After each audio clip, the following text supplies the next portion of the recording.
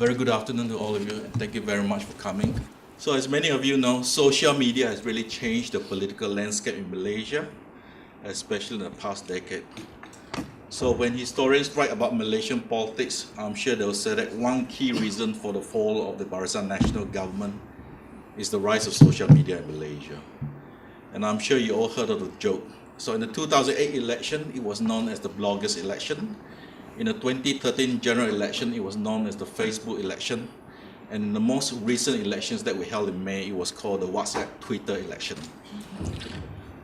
So as we head towards a world where people get most of their political news from social media platforms, we will see a rise of fake news in what the American calls the post-truth world.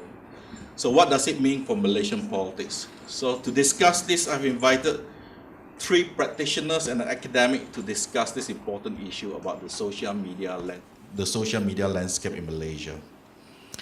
So my first guest is Dr. Pauline Leong, who is currently a senior lecturer in the Department of Communications and Liberal Arts here at Sunway University.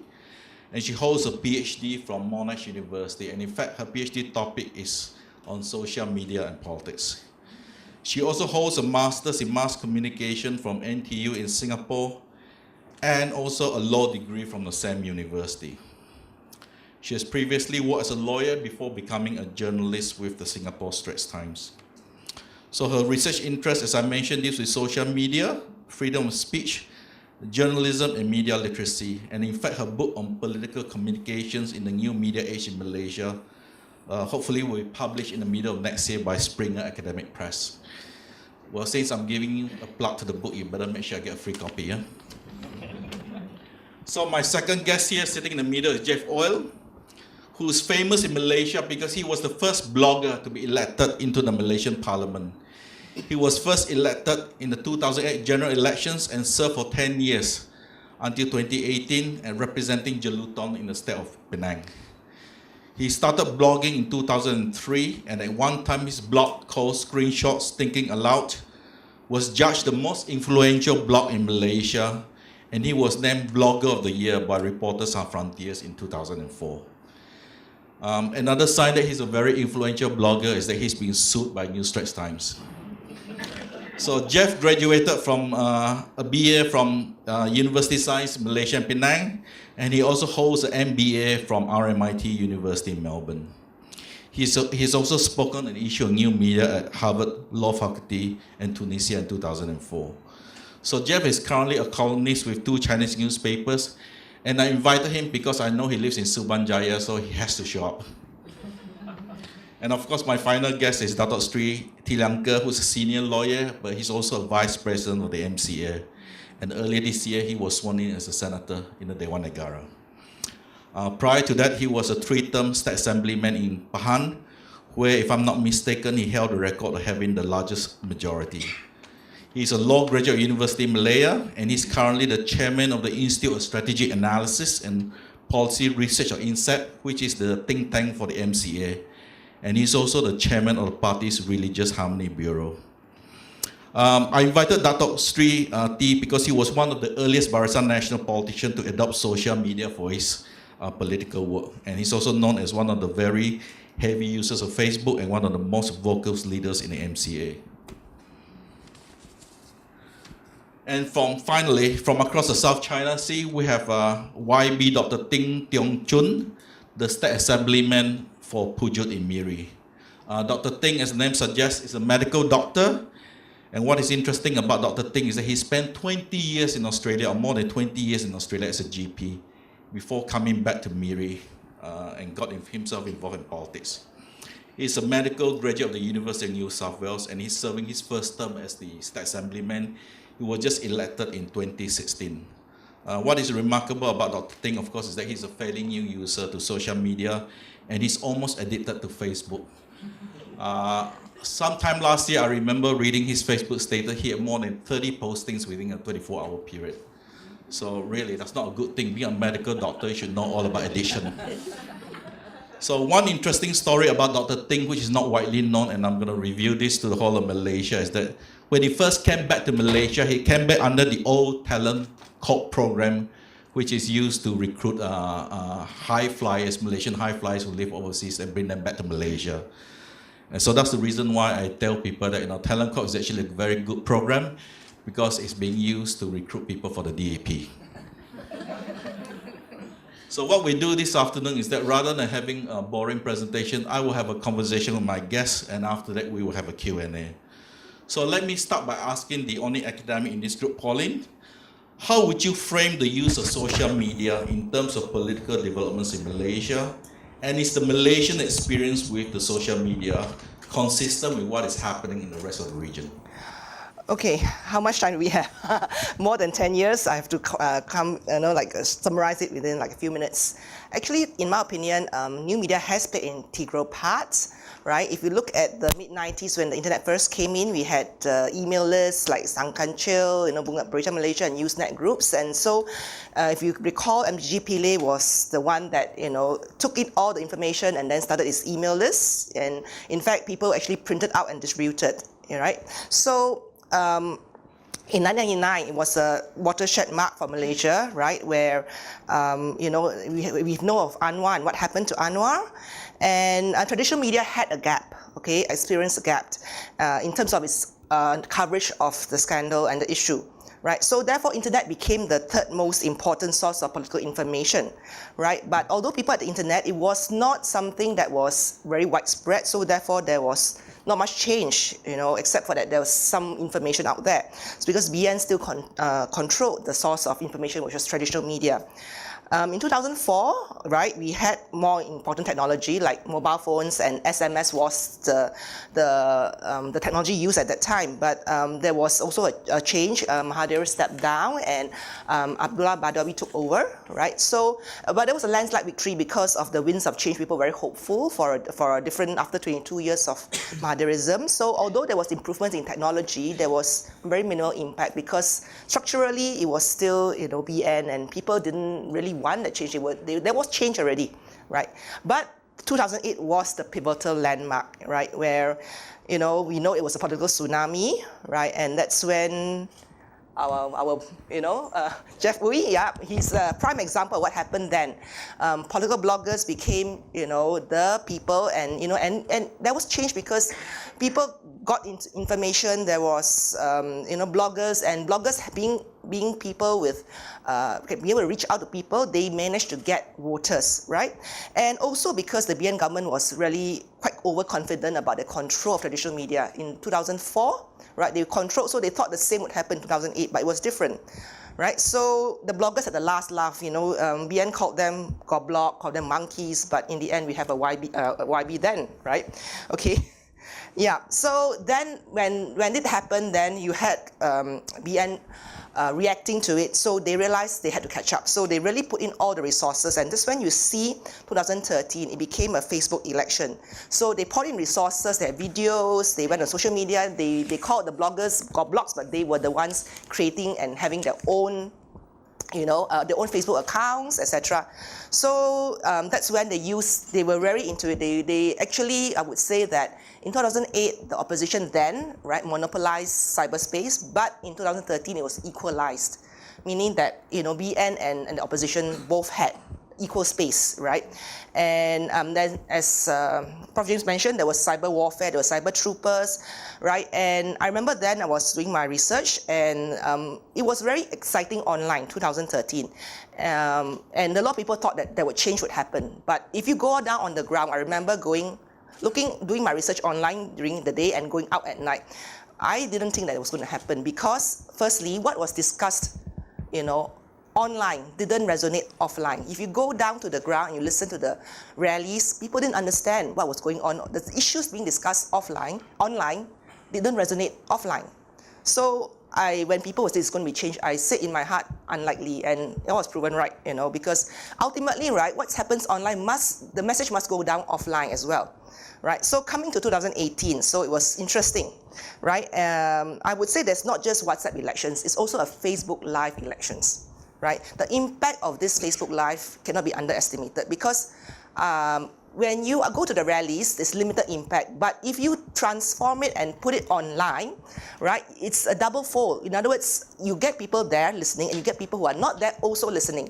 And I know people who didn't even go on the ground, but they were watching rallies, like 3-4 rallies every night, and they can watch rallies everywhere, not just in KL, etc. They can go and watch rallies in Kedah, etc. So the impact was there, you know, on Facebook Live. And I remember going down on the ground. I didn't manage to go to too many rallies, but I remember going around Klang Rally, and I said, hey, there is a change of mood on the ground, because when the people spoke, right, the politicians spoke, they mentioned the word chin chin, or they mentioned the word, you know, some word out there. Chin chin was one of them, perompak or lembu, you know. Then you have the ground actually you know, like laughing and supporting, which means that they didn't have to spend time explaining the issues. People knew what was happening.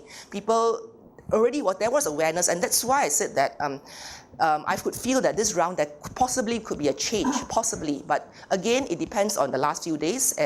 But it was different between 2008 and 2013. So, if it comes to you know, the political landscape, I would say that the internet itself provided an impetus. It's for people to use it, and if people really want to change, they would use it, and it would happen. Yeah. Okay, Jeff, being the pioneer in this group in terms of using social media, ended up as MP. Now that you stepped down, can I have some of your reflections about your work in social media and how it affected your political career? In other words, I mean, when you first started screenshots, did you know that eventually you end up as MP? No. I think I was pretty pessimistic about the media landscape around 2004 then.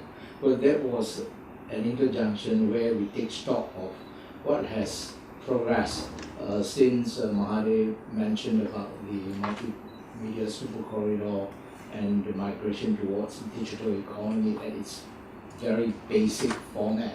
And I thought that, you know, there was no difference between the old economy and the new economy set forth by MSC. That it is still a lot of rent seekers around. But this sort of on-ground truth did not get reported in the mainstream media, and I thought that I want to be an agent provocateur. And then I also had the convenience of having good internet speed then. Average, I think, household internet speed was 516 kbps at that time. While I was sitting in the office, I had the benefit of 1 megabit per second line. And that allows me to monitor news that as it breaks. And that's where I thought that I wanted to emulate a few of our colleagues. For example, there's one columnist at the San Jose Mercury News. His name is Dan Gilmore.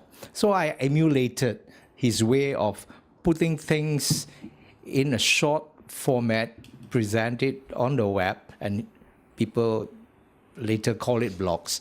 And he created some of the mechanism where he can provoke, he can arouse interactions, and he can set off some meaningful discussion over special topics. But the entire thing out of this sojourn is basically to arouse interest on common topics that impact on everyone, and then you start a conversation, but at the end of the conversation you give things a context. So that is what the components of a blog that I was saying, and I tried to emulate that in Malaysia. And of course, the rest became history. I got marked by certain people that I offended, and then I landed myself in some hot soup, and that's where, you know, it paved the way for me to get agitated a little bit at times. And the opportunity came around 2007. So that's paved the way for me to get into politics. But it's not intended to be a politician in the first place. So did you have second thoughts when you approached to stand as a candidate? Oh, I had a lot of doubts. I thought the political circle is the last place that you want to get involved in. But at that point, I think certainly we need to break new grounds as far as the thoughts leadership is concerned. I think that was the key buzzword that bothered me so much around 2005, 2006. That is the lack of thoughts leadership in the media space, in the op-ed pages of mainstream newspapers and so on. And we thought that by having this, I may have two possible outcomes. One is to tap into a new community which will become virtually uncontrollable by the mainstream media. That's one. Number two is that to set forth this new community to have more acute and also critical thinking about the way the country is being run and so on. So most of the content of my blog touches on digital economy at that time due to my professional practice.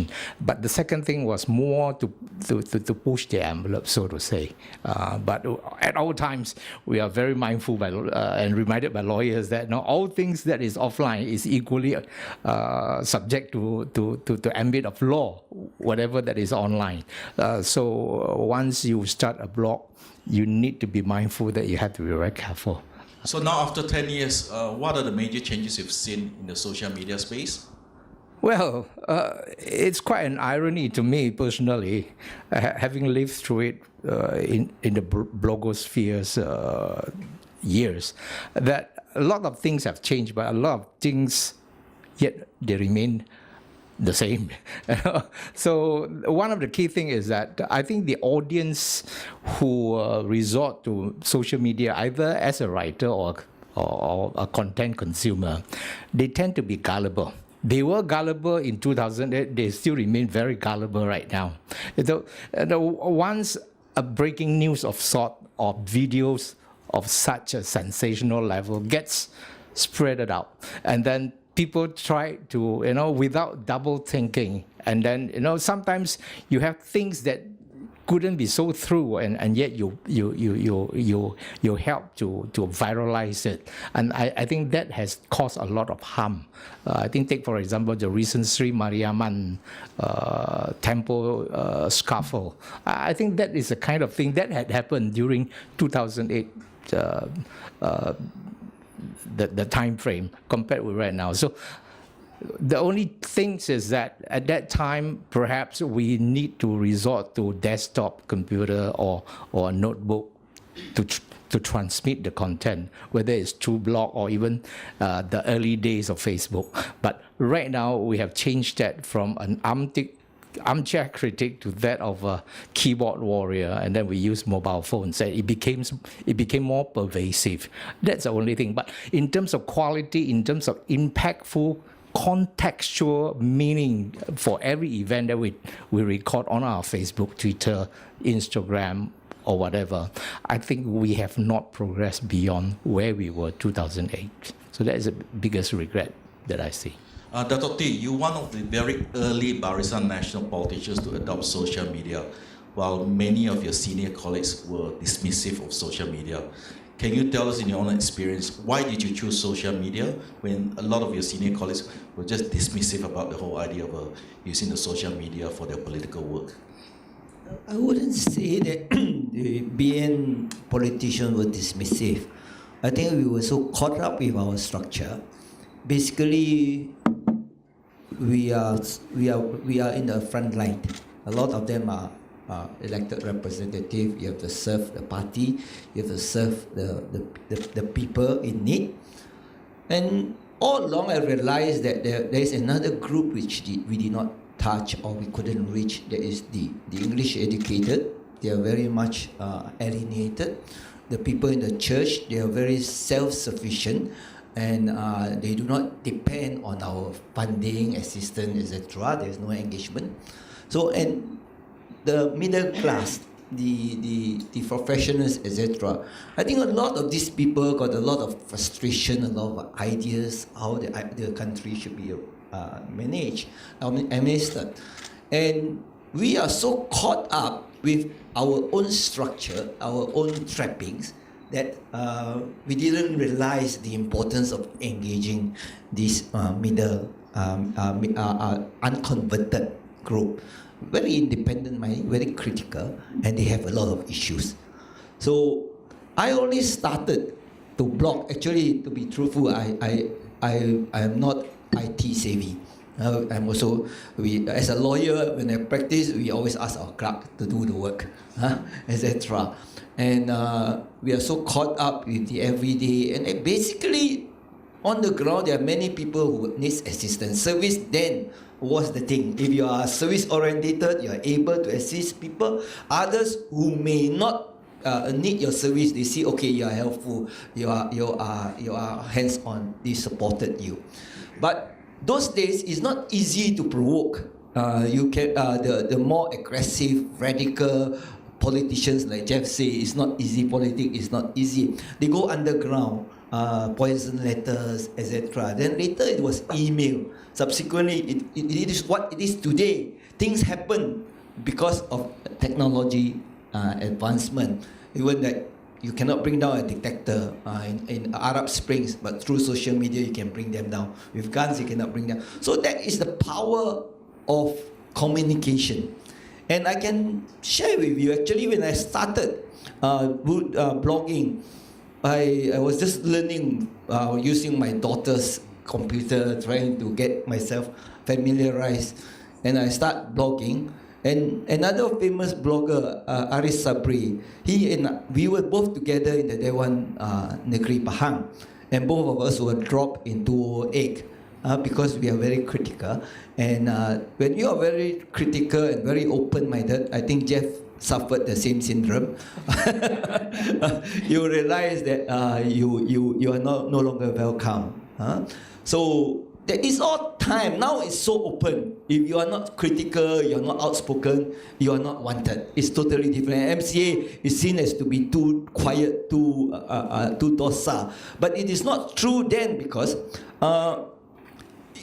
there's many era, depending on which era you're looking at. Like after May 13, you can only even words you don't say can be twisted, and these people can go berserk. And politically they can attack, and it is under every 10 years there is a difference of environment. So when I started blogging, I still remember Aris Sabri, both of us were dropped as state assemblymen. We are very passionate when it comes to the political development of the country, etc.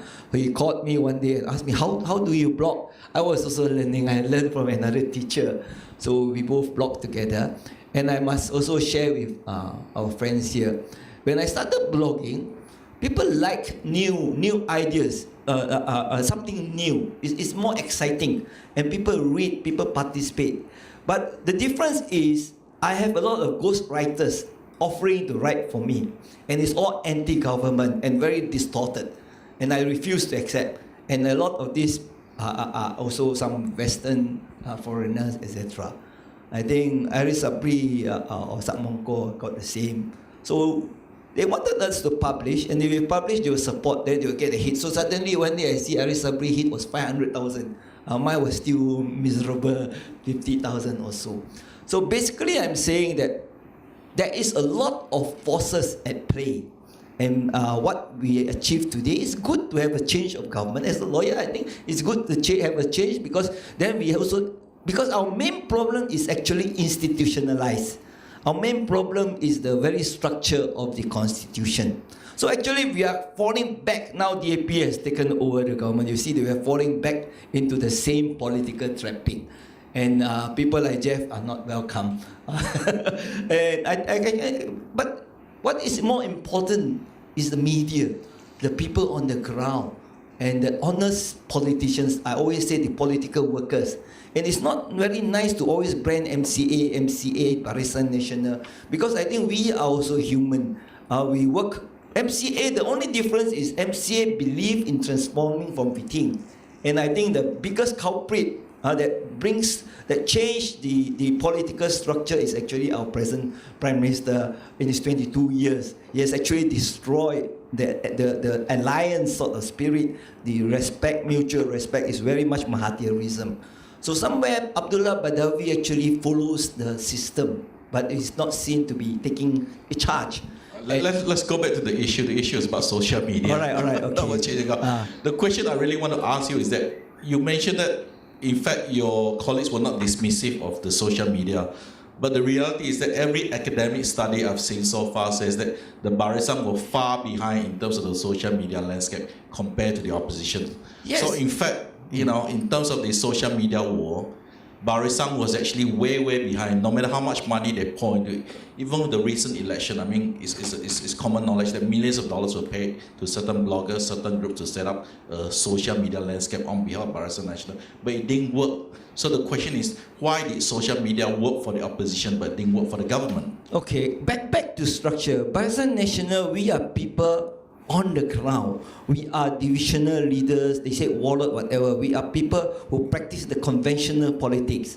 And when it comes to social media, it is not not every politician is like Lim Kek Siang, Tun Mahathir, etc., where they are actually writers. You must have some quality to be able for you to actually make use of this media.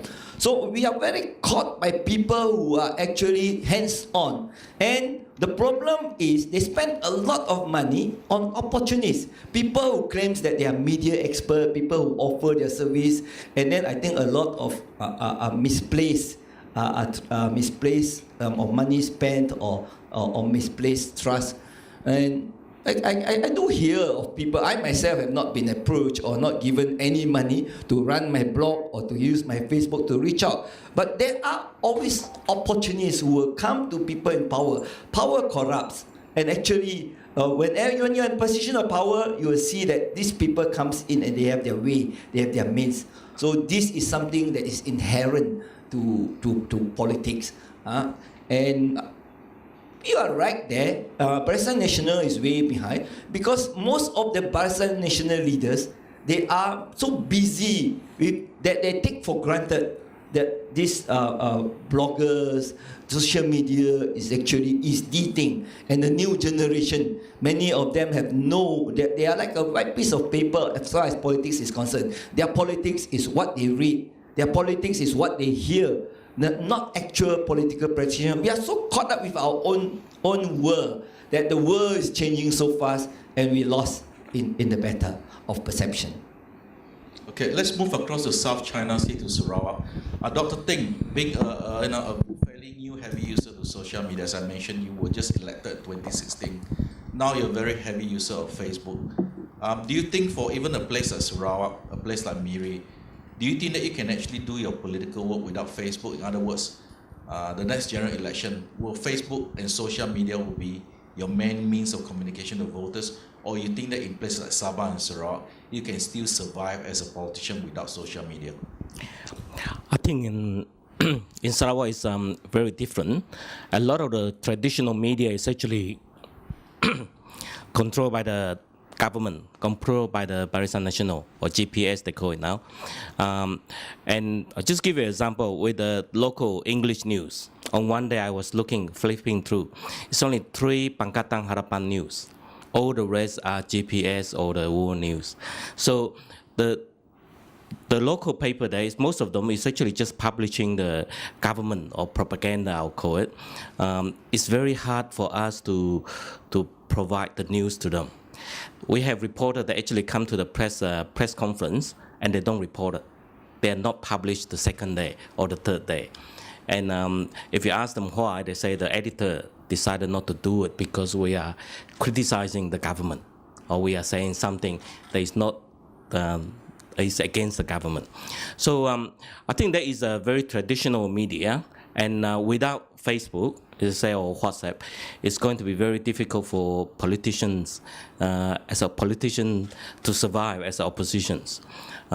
So that's why I spend a lot of time myself spend my time on Facebook, because I think there's one way that I can connect with the community, connected with the public.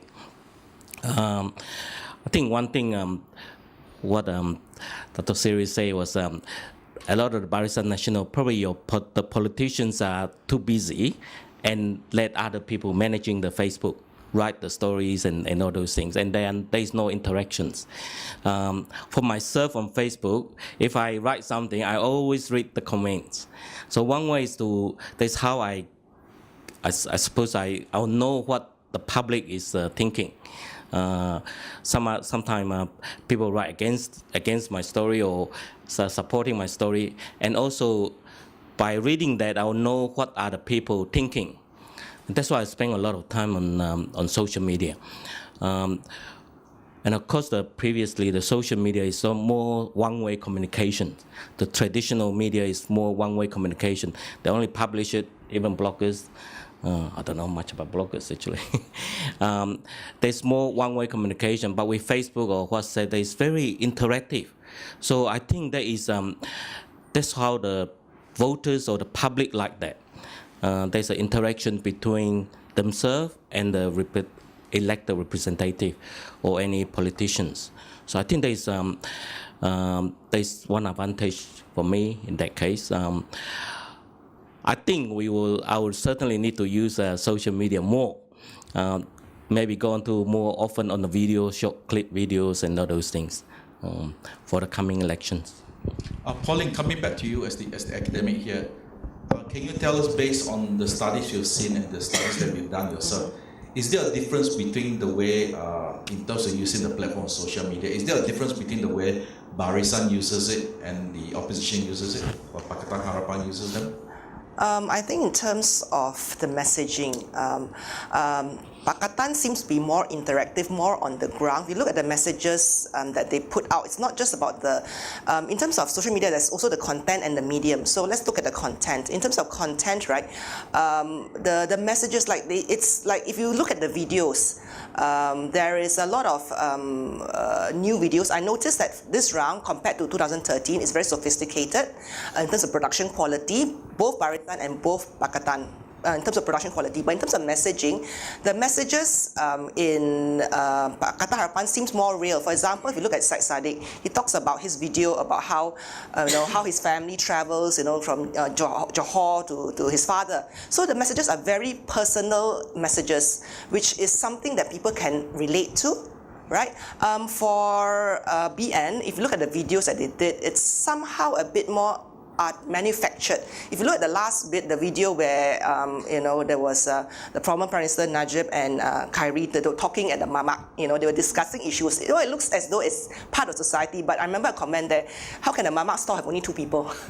Right? So people can see that, whether it's real or whether it's just put there. So I think that's one difference in terms of messaging, the content. Yeah.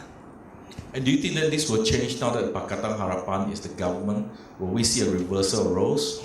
Yeah, that is something I was thinking about when I was writing the last chapter of the book. What do we see in G15? I think that right now both parties are adjusting to their roles. Pakatan is now having to think, hey, I'm in the government now, I have to rethink what I say.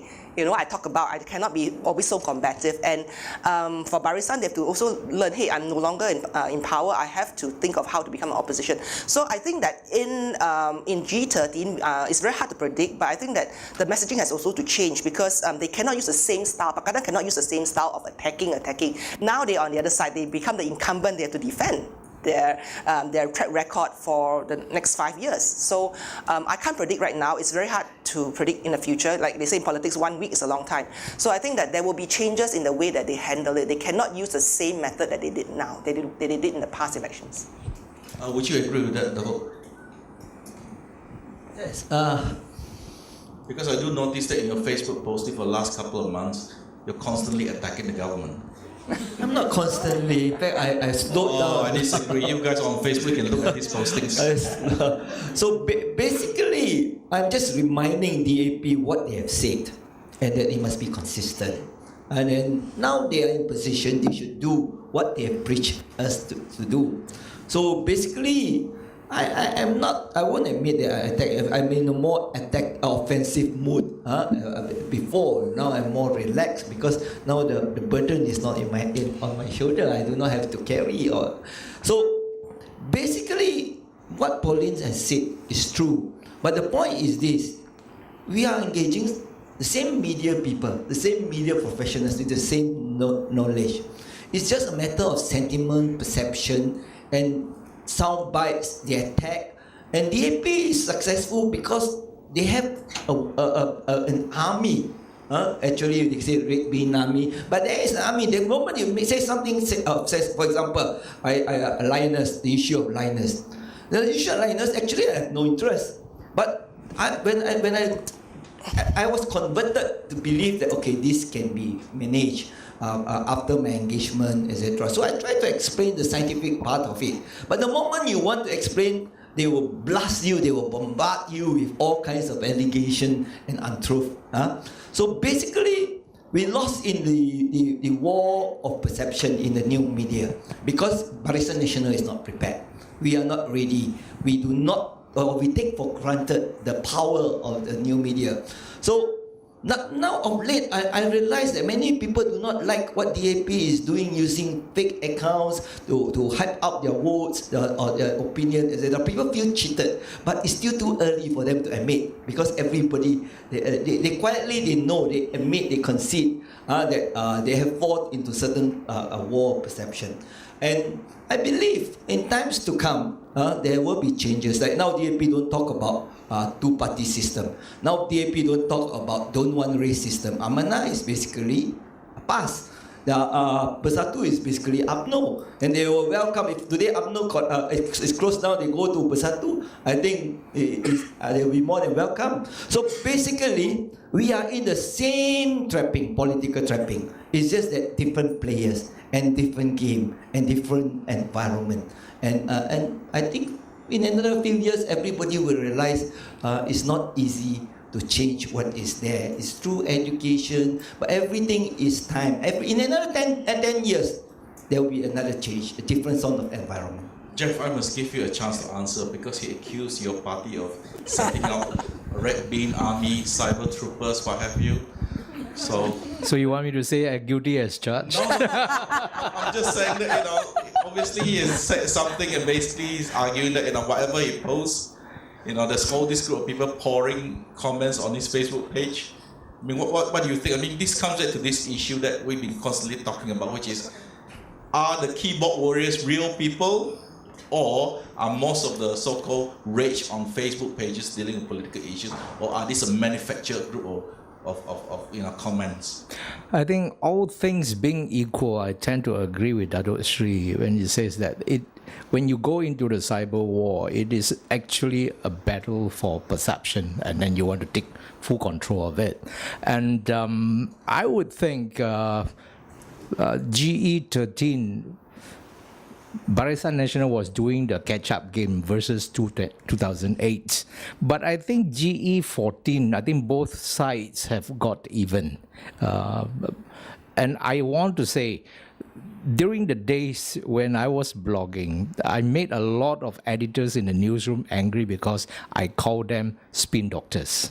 And I provided a series of examples why they are spinning on issues and not telling the truth. But the key thing right now is not about just spinning doctors, but sometimes when you spin it well, people tend to believe. Now, I would like to quote one example. I've been monitoring from the sideline the so-called with Dalan Abdurrahman, I think, being the strategic communication director of Barisan Nasional, and with him he has a sidekick who uses the moniker Lim Sien Si, who is actually Mr. Sito. I think while they were obviously spin doctoring issues, but they are persuasive. And they put up points that if you were to argue it out, the opponents, the AP or whoever, will have to come back with a lot of factual justification. And I think that has sort of elevated the quality of argument. Even though it may seem like spin doctoring outright, but it is persuasive. Now, this kind of persuasion, if Barisan Nasional had done it much earlier, not towards the last minute, before GE14, they could have turned the tide. 1MDB could have been something, a godsend to Malaysians, for example. So I think that is how, when the opportune time comes and you do not seize the hour of the day, that is where you lost out. The game of perception, I totally agree with Datuk Seri on this. But the other side, the other side of things is that what we get to see in terms of difference in the cyberspace as well as the social media is that 2008 thereabouts, you have one or two single channels that are transmitted, the messages, political innuendos and so on, are transmitted through the Facebook, which is still at its infancy. However, right now you have multiple channels, you have Twitter, and even the former IGP user Twitter to the hilt, you know, and it did bring some desired results for the end users as well as the practitioner. Now, the key thing is this: when you have multiple channels to transmit multiple facets of messaging, political messaging especially, that is where you need to measure the effectiveness, the impact that it casts onto the masses. And that is where I find it is no longer that naive, no longer that simplistic. Because you take the case of Facebook having embroiled itself in the Cambridge Analytica scandal, you get to see that behind each Facebook postings, and even during the presidential election of United States the recent one, you get to see that the bots, the how to say, the BOTS, the bots, or the robots behind Facebook, Twitter can be manipulated if you were to understand how algorithm behind Facebook works. And that is where sharing of data, storage of information, and with the ultimate aim of distorting truth, that can happen. I'm speaking as a person who is in the industry. Are you making the argument that this will happen in the next general election in Malaysia? It's going to get very much uglier. Yeah, it's not going to get any better. But I remember the last general election, I keep hearing stories that there were already big data firms working for Barisan Nasional. But it didn't work. Why do you assume that it will work in the next election? It didn't work because the lead time towards GE that they tried to get themselves prepared wasn't sufficient. But you give them another 5 years in the doldrum, they are not going to lie down, you know, and not fighting back. So that is where that adopting and adapting technology to fulfill the political wants and needs in the cyberspace as well as social media, that is something that we have to start thinking about it. But the grandiose is that, you know, we are talking about freedom of speech in this country. We just like to be the first world kind of, mannerism. So we need to think about social space, the social media. Yes, it is an effective tool for us to forward our political messaging and to create perception favorable to our political struggle or crusade. But at the same time, to what extent that you want to compromise on the quality of thoughts leadership so that you lead the countries and the common people's thinking about planning for a better future of the country? Do you want to allow all this cyber gibberish to take over? And then the thoughts leadership is lost in the midst. So that is very critical. I understand. Dr. Ting, can I just ask you, you mentioned earlier that you try to use Facebook to gauge the sense of what's happening among the people read your posts. Do you face the problem of cyber troopers in Sarawak? Nowadays, actually, it's to me, I think it's so like depend on what story I write. If I write something against particular politicians, then I will get a lot of comments from a few of them who have no face on his account, on the profile. I think they are the cyber troopers. Political cyber troopers, but personally, I don't know any of them from DAP. A lot of people who wrote on the comments, I know them personally, who so like have a good comment on my posting, but certainly I have faced a lot of same few people writing the same thing and try to divert my topics from the discussion, and they do this all the time. And do you think it's effective in a place like Sarawak where the majority of people still don't have access to broadband? In other words, is what you're reading on Facebook, does it actually reflect reality like it does here in the Klang Valley? I think for DAP, most of our supporters is actually in the urban area. We all have internet. We all have Facebook, and even from the rural area, if they come to work in the town or in the city, they will have access to the Facebook. But I think for the non-Chinese, especially the Dayak, they use a lot of WhatsApp. They use a lot of WhatsApp, and if you have one message pass through, and it will spread very quickly with the Dayaks. Yeah, this brings an interesting question. Given the fact that Malaysia is a multi-racial, multi-religious country, are there differences in terms of social media use, say, among the Chinese, the Indians, and the Malays? Jeff, would you like to start the discussion? Yes, I think we are very much divided versus being united as far as the cyberspace and the social media is concerned. Now, I'm not trolling on the social media, but I tend to read others. I do follow and tend to read other people's tweets, for example. I tend to see that there were issues that will gain a lot of eyeballs with certain racial components of the country versus the Chinese. Now, the Chinese and the Malays, I think the divisive dimension that separates most of us are basically, I think, the nationhood, the religion, the race come first. Whereas the Chinese are more pragmatic. And with this kind of divide, you tend to see that the focus of the content tend to be different. And that is where whenever we have issues that happen that cuts across the fabric of the social components of the country, you don't get to see a unison voice in between. And we don't have common destiny in that sense. Quite a lot of divisive power at work. But I also do see that there are some common ground. For example, the very basic of honoring life. For example, lately you have this Carlsberg promoter, and then being castigated by a certain person, and then one party lost the job, one party gets a lot of praises because you still faced with that kind of social pressure. And yet there are people who maintain cool heads. Now, that is where I get to see both sides of the racial divide, they come together. Because of the different languages used?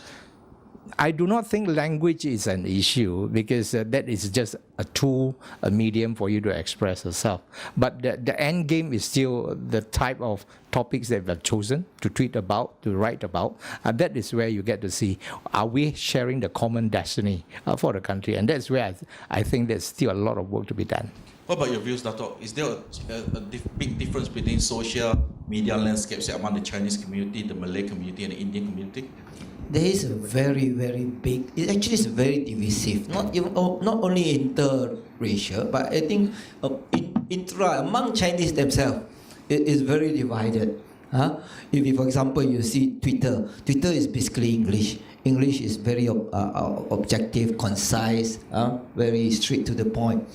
And the problem with Barisan Nasional, just now you mentioned, we spend a lot of money but not as effective, is because UMNO is so into their own politics. And actually they want in terms of Malay, their target is very much the rural Malays, etc. But they fail to convince, or actually they become repulsive to the thinking Malays. And also they alienate the Chinese totally. So, for example, even in Barisan Nasional itself, different approach, different language. The UMNO is they are catering a different group of people. For example, even in the MCA, for example, I'm English educated. Whatever I say, whatever I do may not sync well with the Chinese educated or the less critical. But both of you post in both languages, Chinese and Mandarin. No, I don't. In fact, I don't speak Mandarin at all until I become MCA State Assemblyman. I have to attend functions. I have to speak Mandarin through pinging, or even pinging I cannot pronounce the language properly, so I have to use my own English. But now I can carry the mic and speak for an hour or so without boring people. So basically, I'm saying that we are so divided. Actually, in the past, and I am a 1969 child, in the sense that I went into the Kebangsaan school, or the last English school, during May 13, and I can see the difference. Actually, the colonial school in the past, the colonial school was the bridge that bridged interracial divide. And when we do away with these schools, basically the Chinese, 90% or so goes to the Chinese school and the Malays to the other side. And now the richer one elite, they are sending to international school. What I'm saying is Malaysia is so complex that Barisan Nasional Alliance was formed with the intention of narrowing the divide. That also we failed. And today, with such open social media usage, the Carlsberg or even the temper issue, it could have blown out of proportion had leadership don't come in, knowing the potential outbreak. So basically, even in MCA, why are the Chinese always divided? Because basically, the New Village Chinese are different. Those people in the city is different. Those people who are poor thinks differently. Those people who are rich thinks differently. Everybody is different. But we always have that. But the question is, it's not a question of who's rich, who's poor. Do all of them use social media to get their political news nowadays? Do the poor Chinese person sitting in a new village in Perak, does he collect the same sort of news on social media as it does, say, a Chinese working professional living in Bandar Sunway? In the 70s, after May 13, no Chinese wants to talk about politics. Because to them, let's not go that far back. Let's talk about social media. So now somewhere in the 80s, 90s onwards, basically social media, for the politicians, they suddenly realize there is a huge market of unconverted or easily converted voters, whereby you touch them, they are with you. Once they are with you, it will take some time for them to change. So, and a lot of people who use, especially the English educated, they are very independent. They say, I'm apolitical. Suddenly, my friends who are apolitical, suddenly they are political practitioners. But they say, oh, we are not partisan. But they speak with so much convictions. They speak with so much venom and hatred for the system. So I was very shocked, and then when I tried to speak to them, then all these people have been converted through social media. So politicians being politicians, they are fishing for votes. Where the fish is, they know they'll throw the rod. So basically, social media has been abused by politicians. We need more people like Jeff. We need more people who speak the truth, engage, and wants to impart on the real messages, the truth of the matter. What are the real issues? Who is responsible? Not hasty generalization, all Barisan Nasional people are bad. All DAP, even they don't serve, 1 week before the election, you put them in, they will get all the votes. So then something is wrong with the democratic system, because you are not selecting on issues and candidate. You are selecting based on sentiment. Let's stick to social media. Pauline, is there a difference between the social media users among the different races in this country? I think that there is what is called a language silo. If you go to different people, you know, the Malay and the Chinese and the English educated, you can see that they talk about different things, right? The concerns are different. I've got friends from different, you know, so sometimes I go to the Facebook groups and their concerns are different. So yes, I agree that there is a divide, that the cyberspace is actually like a mirror of the offline world as well. So whatever that is offline is also reflected online. It's just that it becomes viral very fast, right? And sometimes people don't censor what they say online. In real life, you wouldn't say these things, but they would say it out in the space because it's my Facebook account anyway, so it's my right to say it. So, and this leads to what is called cyber ghettos, you know, in academic work called cyber ghettos, because we just talk to people that share our views. We don't like them, we unfriend them, we put them in cold storage, you know, and so therefore our views become amplified and we think that we are right. So everyone thinks that they are right because their friends say so, and if I don't like you, I just unfriend you. So sorry, I have to cut you here, but I'm just thinking, is this also true for the middle class? Because from what our friends are saying, right, it seems that most people operate in two languages. They operate in Chinese or English and Malay. So the question is that where does this ghetto come about? There are people who don't operate in two languages, right? There are some people who, like I don't speak Mandarin, so mainly my websites are mainly in English, and there will be some people who are bilingual, there will be, and that's good, but there are people who aren't, right? So that's where the cyber ghetto comes Yes, in. but the majority of people in this country can read a blog in Bahasa Malaysia. Or Yeah, but will they go there? The question is, I can read, but will I go there? Will that be my main source of information? Yeah, so that's my point, is that preference, language preference. And but what I see is that if you want to bridge the gap, like for example, people like Zuna, people like Fahmi Reza, they operate in both languages. I remember reading about Fahmi Reza how he says that he purposely he knows English, but he purposely writes in Bahasa to bridge that gap. So whatever ideas he has, he would try to put it in visual form, so that visual, right? If there's visuals, right, there's no need for language. People understand the visuals. Right. So yes, we for the Chinese, some are trilingual, but there is always a preference. They choose. So that's where the ghetto comes in. Okay, now it seems very clear that all three of you have raised the issue of fake news and how increasingly it's become a major issue in social media. So the issue is, going forward, what can the government or the regulators do about this issue? Dr. Ting? I think fake news certainly is a very big issue. It certainly can mislead the voters or the community. Now, I think the reason why fake news keep coming up is because there is no one solid news that we can trust. In the Western society, there is actually the government news portal. People go to that news as a trusted information. But I think in Malaysia, the RTM or news, we feel that most people feel that it's very biased on one side, on one political side. So I think to reduce that, if all the media or the public media can be open, can be more accurate in reporting, as in non-biased, and I think this fake news will gradually diminish. Yeah, but I think, as these two gentlemen have said, in the next general election, because of big data and all sorts of new progress being written, fake news is basically gonna have a big impact on the next general election. So how do you deal with that, Jeff? If you can join the conversation, what can we do about fake news? To be frank, I'm very fearful of social media. I've since stopped writing for my blogs.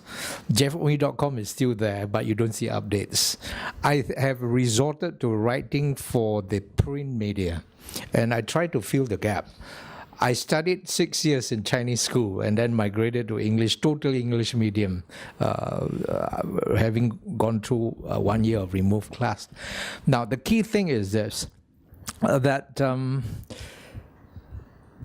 there are not many people who write bilingually or trilingually, so it's going to stay, and the majority is going to be very subjects of the language silos. That's for sure. The second thing is the engagement that social media provides. It tends to be as divisive as 1 decade ago. So that is the second thing. Now, when it comes to fake news, I hate to use this word because it makes me sound so Donald Trumpish. But the key thing is that I mentioned about people being gullible, easily swayed by emotional and sensational news messages. But the key thing is, why? I was asking myself, why did DAP, Facebook, social media channels gain so much of eyeballs? I think one is that the members or the followers, the supporters are largely gullible. They are blind followers, and they thought that they associate themselves with the underdogs who are not the government. It's the fashionable thing to do. And I think DAP manipulated on that to a certain degree, and I think the ends justify the means, so it is justified in a sense. And we gain all those followers, and there are certain times that you get to see some Pakatan Harapan ministers tend to make a lot of U-turns in policy, And yet, if you were to pass ill comments about these performing ministers, you still get a lot of brickbats, hate mails, and so on. I think my friend has a lot of that.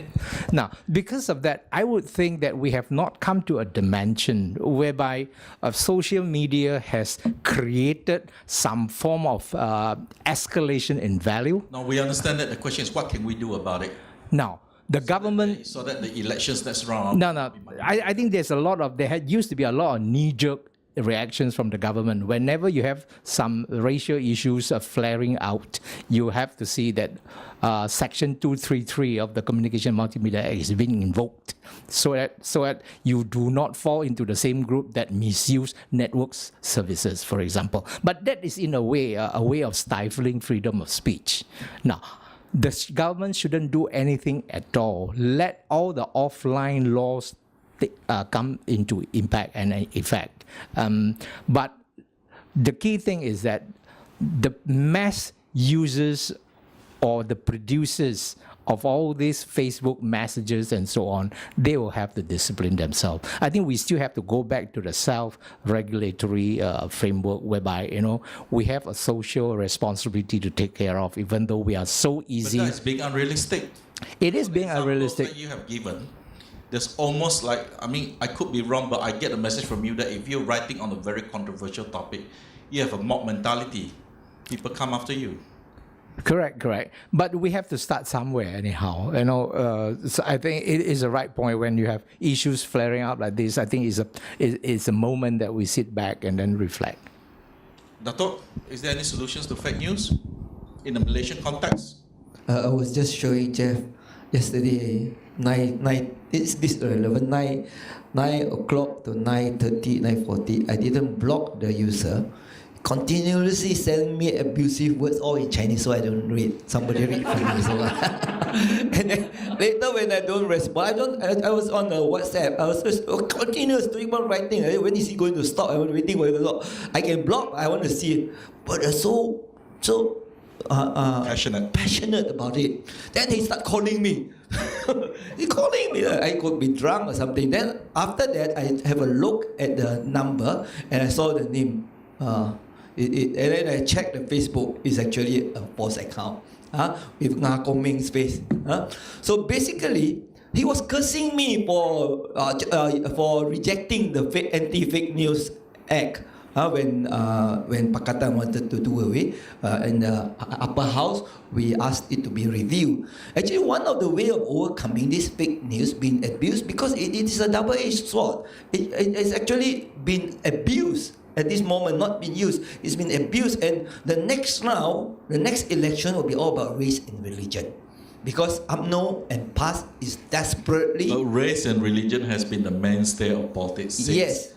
But it will be more intense, and many people are forcing MCA to leave Barisan Nasional. But we are founders of Barisan Nasional. We feel that we have a duty. Actually, it's split. Many MCA themselves, many people want to quit. So in the Facebook, everybody will be cursing. Why are you not quitting? Why are you still there? But actually, when we want to quit, we have to think they are going to have a demonstration soon. We quit today. On the ground, the Malays will find there's no more love, the raga, because the Malays, they have this mentality. When good times, you're with us. Bad times, you leave us. You're traitors. And they can go berserk, they can go amok. Not only Malays. I think it's only human. So basically, as a leader, you have to consider so many factors. But this coming back to fitness, because I tend to get carried away with political statements. But because I have so much to share, because I realize that there are so many things people don't fail to realize. Sharing is caring. Yes, as a practitioner, I tell you, I get abuses in my inbox. We are sympathetic to you. Yes, and then so even my friends, even in my Facebook, my friends will start asking, Lian Ker, what do you want? What do you want? What are you trying to achieve? I was dropped by my party as a candidate despite being the most popular candidate. I will lobby for you next round. No, but I'm not interested. I didn't stand for the next 3 elections because I think I'm like Jeff. We think that we are happier without having to kowtow because of political expediency. But we are political we are passionate when it comes to politics. We think that the good man must be in politics. Otherwise, bad men will rule you. And that is what is happening today. I think many people are being politically expedient and then they just exploit. And fake news will be one of the fastest way to get to insight, because Malaysians are very fragile. Yeah, so what can we do about it? Catch them.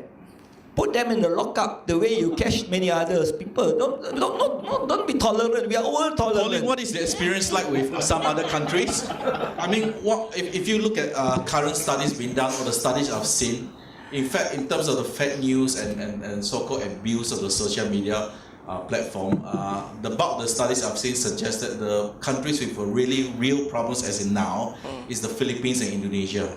I actually don't really follow the Philippines and Indonesia that much, but yes, there is fake news floating around. I think we've all experienced it, we've seen it. There's also cyber abuse, a lot of it, right? I think that politicians get it more than the average people, but and I think the recent fake news was the one where I think it happened in Singapore. I think one website, if I'm not mistaken, the Online Citizen, they have been asked by the Singapore authorities to shut them down because they reported something that was untrue. So it is a issue, and I do agree with YB that Datuk Seri, that it will be something that is going to expand even further in the next election. So what can we do about it? I think one thing I really want to champion is the concept of media literacy. A lot of people, we are not politically mature, or we tend to be very emotional. We don't see what's the source. We just simply forward. Right? Like for example, recently we had a debate, on the coverage, whether it's something that, is it credible or not? So do we check on the news that we forward? So I don't know, I'm on a one-woman crusade. I try to advise people. Right? And I think that it's not just me alone. I think every one of us has a responsibility to check before we forward, and that's one way to stop it. And if we see someone that is, that's cyber abuse, not just you. I mean, I've been accused of certain, very mild things, but I've been accused as well. In fact, I remember early days I was accused of being an MCA lackey. Yeah, and I was like, okay, I'm not even involved in politics. You mean you're not? No, I'm not. I'm an academic. I'm neutral. Yeah. So I was shocked because I was actually having a contrary view, and I was accused. So a lot of name calling goes out there. I think people don't understand that behind the screen there's somebody. So I think a lot of people cyber abuse because it's easy. I can just get a number and I just forward to you, and there is no reaction. I don't see your face, but do I dare to say the things in front of your face? Obviously not. So we need to educate our Malaysians to be more mature. I would like to see media literacy happening in schools. It's not seen. I don't think it's in the syllabus yet. Some of my students did research and they showed me things that are done in the US. Kids in secondary school, they learn about media literacy. So if we can educate the young people now exactly what to do, then we have a generation which are aware of the impact of online, what they do online, and then we can reduce fake news and cyber abuse. Okay. So the last part of the forum is when I open up the floor for questions. Anybody want to ask any questions? Yes, please. Hi, I'm actually a reporter with Free Malaysia Today, an online portal. And also I have a journalism background. And I'm also really young, so I grew up in the internet age. So for me, it's very easy for me to distinguish between what's, legitimate and what's fake. And it's quite surprising, and sometimes I see what my parents forward. And it's very easy for them to buy into all these fake things. But basically, anyway, my question is that can I get a rough analysis on how social media has maybe propagated the temple debacle, the recent temple issue, and how it facilitated the racial tension, even though it, at the root of it, it's not quite racially, racially motivated, yes. And also ISID. So can I just get a rough analysis of how social media has affected these two issues? Thank you. I think that's a very important question. Okay, Dr. Ting. I think with the Indian temple things, I think there's a fact of life that is going to happen. It doesn't matter whether it's Indian temple or whether it's some other into a fight or something.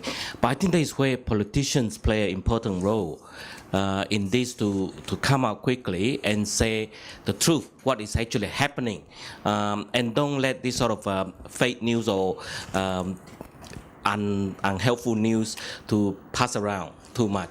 And if the government or some authority can come out and tell really what is actually happening, tell the truth, be honest to the public, to the Malaysian, I think it will stop very quickly. I think this is the same as in ISA, in the same thing. To me, it's a no-brainer to rectify the discrimination with the ISA, but it's really certain sector of the community actually try to bring this up into racial and religious issue. Now I think it's stopped now. Now our Prime Minister has put a stop on it. I hope it will stop for a little while, and this issue will come out later. Talking about those politicians, whether it's going to be racial or religious going to be a main issue in the coming elections, I think this is where the wisdom of the politicians need to come in, that this sort of things. Politicians have wisdom? I think we can do it. I think it's only certain parties doing it. Use the religions and racial issue as a continuous ammunitions to confuse the community, to instigate hatred in the community. I think generally the Malaysian, doesn't matter what race you are, Malay or Indian or Iban or Dayak, we're all, the common public is actually very harmonious group of populations. But it's actually the politicians, the government, that actually instigate all this issue to bring out hatred among the community. That's how I feel. Can I have your thoughts? The question is, how has social media play out with the temple issue in ISA? I would like to tackle ISID first. I think we don't expect too much out of Pakatan Harapan government that is known for making so many U-turns in so short a time. And ISID, having the Prime Minister committing himself in the United Nations Assembly, and the question is, how has social media play a role in all this? I think I have to give a narrative on that, the ins and outs. Now, it was a commitment at the international community, but when you come back, it is being, the entire government played into the hands of PAS and UMNO, the supremacy in all, so many things, and that is where it gains audience, and that audience get replicated the messaging through the social media, and it came to no check and balance at all. And I think the root cause is that we made a U-turn. The government made a U-turn, and you make no effort in explaining that to the ground, and then you play into the hands of PAS and UMNO, and it was just left to social media to flare it out. That's number one. The key thing about the temple, which is about 1 kilometer from my house in Subang Jaya, so I felt threatened as well. But coming to have a quick rebuttal and explanation of the chronicling the events by the Home Minister and none others, I think it did give a true perspective. Whatever that is being said, being passed around through the social media, but a fact has been stated that it wasn't so much a racial scuffle, but more on a criminal event happening whereby Malay thugs were hired to really ransack the entire Hindu temple. It is very unfortunate. And I think during the early hours of the incident, all sort of news, the self-appointed journalists, citizen journalists, just keep on viralizing all the videos with no context. So that's why at the upstart I mentioned about having social media to pass around all the messaging. You need to have a context in order to have good, meaningful outcome, and that it wasn't there. So I think social media has helped to really deteriorate the entire situation, and we have to learn from all these two happenings. Datuk, what are your views? I tend to agree with Cheah. You've been agreeing with him whole afternoon. No, because I think we although we have from different party, but I think both of us, we have the same sort of DNA when it comes to. So coming back to this, you see, basically, we can argue, we can say, oh, the temple, why so stupid, get the Malays to do this, knowing that it's an Indian temple. Basically, you cannot engage any Indian gangsters to tear down the place. Basically, it's interest. They want to get rid. Those days, they use gangsters, as many lawyers knows. The developer will use gangsters to evict. After persuasion, money and everything, don't do the job. So the next one available with the Malays. The Malays are getting very, very organized now. The Chinese, they won't do this sort of thing. They will be doing some other things beyond, not violence. So basically, you see, we say, oh, don't stereotype. Malaysian, we are so stereotyped. And among the Chinese, we have many stereotypes. So basically, what happened? For example, UEC, what study to be done? Both Barisan Nasional and Pakatan had promised. So you just deliver. You have got the mandate. Do it. And when you do it, you show that we meant business. We are the government. So ISAT is another failure. Now what is happening to ISAT is not about recognizing or you are giving in, you are encouraging extremism, you are encouraging terrorism, you are not talking about rule of law. We are not even engaging what is ISAT all about, what are you worried about? How can we assure that your worry can be taken care of or we can appease? No, one thing there, you won't make a statement. See what Mahathir has to say. Mahathir is not going to live very long. I'm sorry, with due respect. So we cannot always look at Mahathir because the country today we are safe because Mahathir, he's a no-nonsense man. His brand is there. So many people or Mahathir say goes. When Mahathir is not around, who is going to have the final say? The country is not run by Mahathir alone. The country is run by the law. So we must talk about rule of law. We must articulate what is the issue. We must tell of these people, whether it's Zaid or Nasri or whoever, or Hadi, put them in the lockup if they talk too much and they have committed sedition. So why are we waiting for? So people, we are too tolerant, and politically today, Pakatan failed the people badly.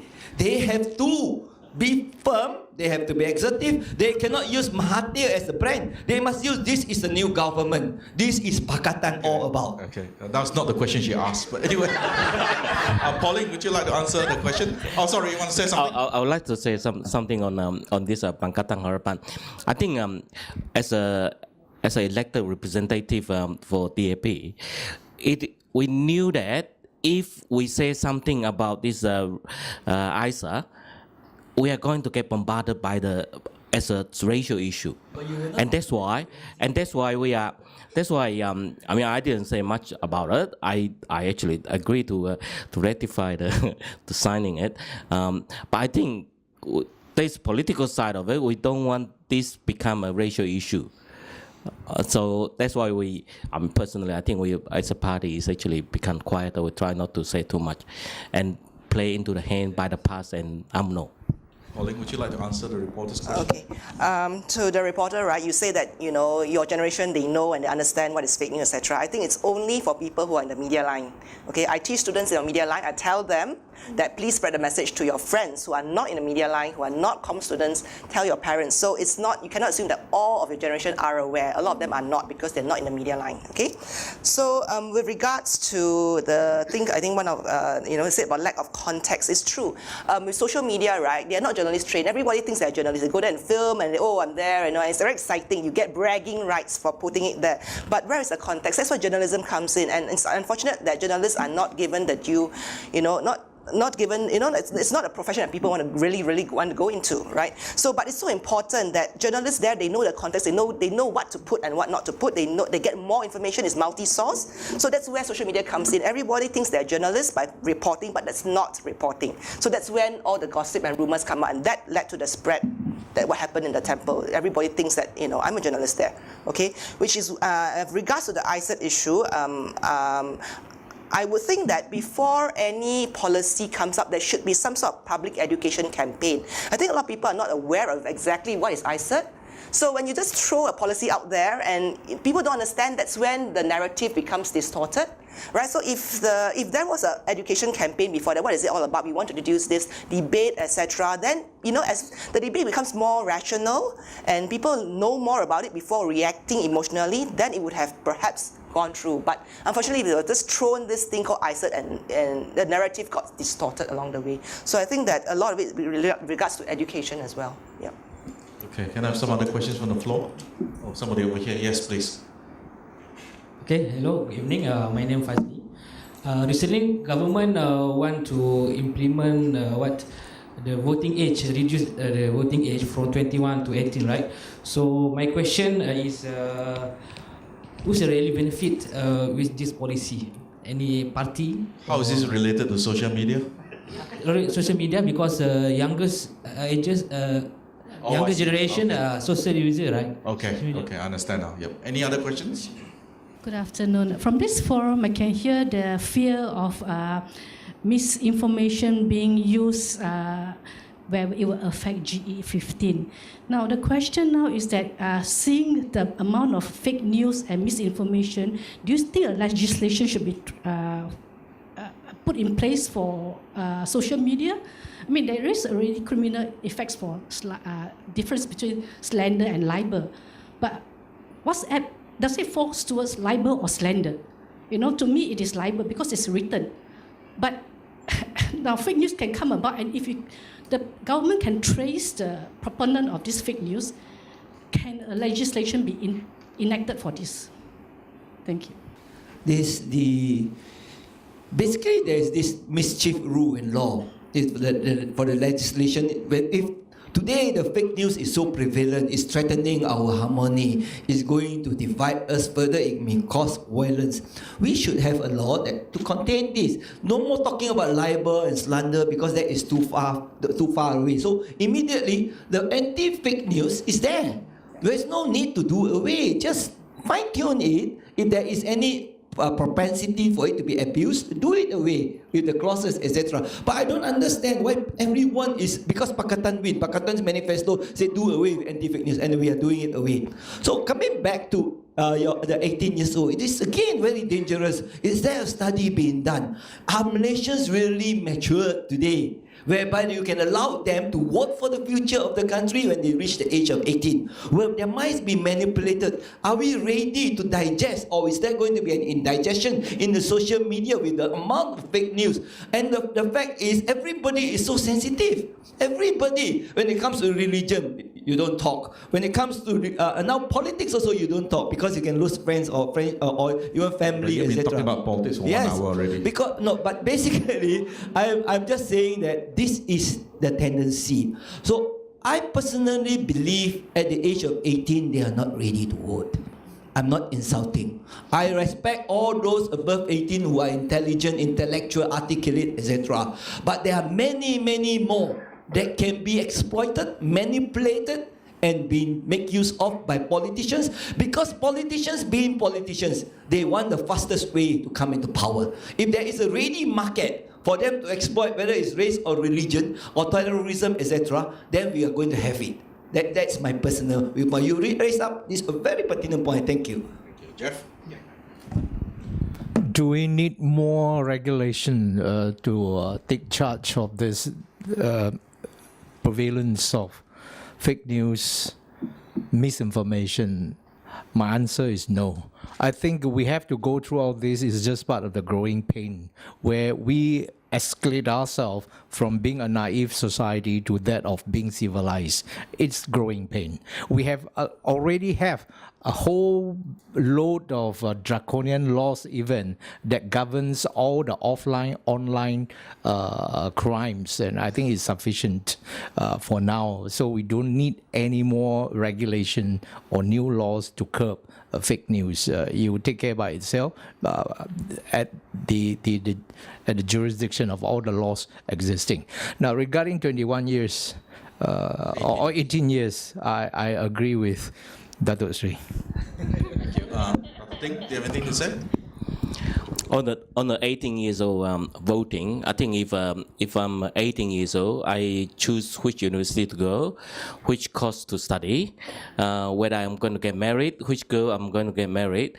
If I can make those sort of decisions, I have the knowledge to vote which party I want to be the government. So I support 18 years old. With the fake news legislations, I think before this anti-fake news came in, we already have enough legislations to prosecute whoever making fake news, genuine fake news. But I think with that anti-fake news, there's very dangerous coming back if we have that legislations that now it might be considered as a fake news. It turned out to be a reality, it's the truth. Just like 1MDB, what actually happened to 1MDB. But I think to counter fake news is really, as I said earlier, you need to be transparency and need to be transparency and truth. Tell the public, be genuine, and the fake news will fade. Pauline? Okay. Fake news is not just more, it's more than just libel and slander, right? So right now we do have the legislation, the Anti-Fake News Act has not been repealed, okay? So I think the issue with the Anti-Fake News Act was that it was not debated properly.